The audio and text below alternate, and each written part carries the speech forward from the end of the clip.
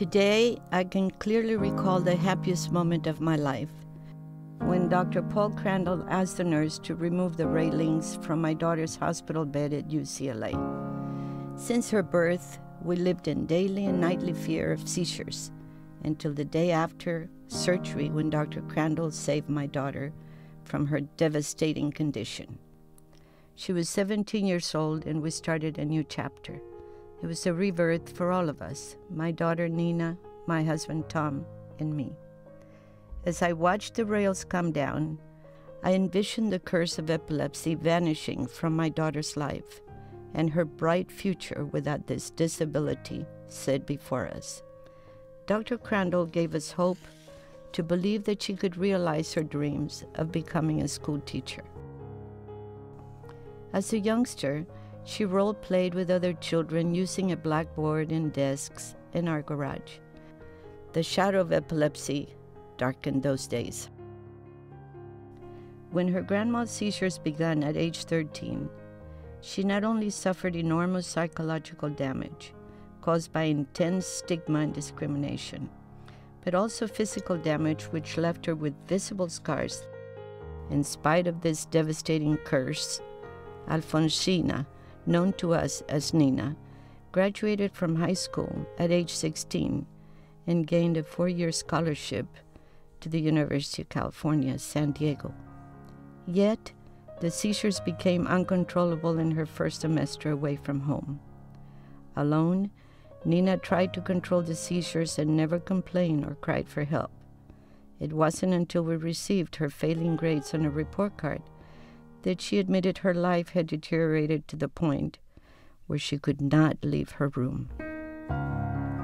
In our darkest hour, a beam of hope shined on our search when we arrived at UCLA. It was 1977. We shared our story with Dr. Crandall and his colleague, Dr. Richard Walter, who suggested that an experimental surgery could help Nina.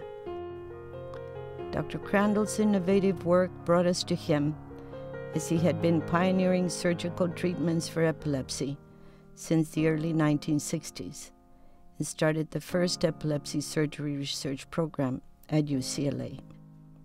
Nina loved Dr. Crandall and would joke that she wished he had a twin brother she could marry. Her humor and laughter returned after the surgery. Dr. Crandall's life's work gave Nina a chance to realize her life dream of becoming a school teacher. After the surgery, she completed her degrees in college, went on to earn a PhD in education that led her to becoming the assistant superintendent of the Santa Ana School District. She helped many students with disabilities, language barriers, and behavioral problems. Her personal triumphs in life led her to better understand the need to give these students second chances. Dr. Crandall gave Nina and our family a second chance at life.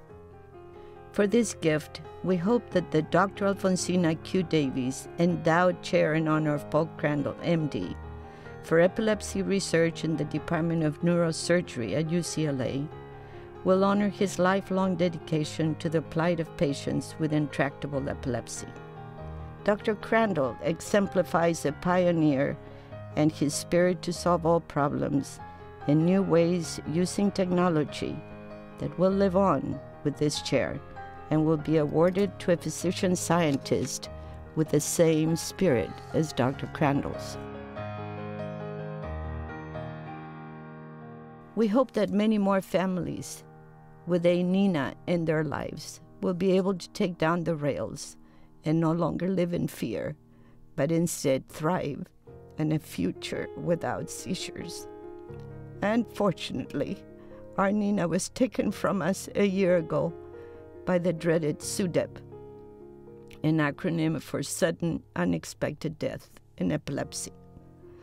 My husband and I have written Nina's story to help others like her and to honor her memory and that of Dr. Crandall's. Stories like Nina's need to be heard, and we hope that you will join us in our efforts to raise the funds for UCLA to put an end to this devastating disease. My husband, my Nina, and I thank you from the bottom of our hearts.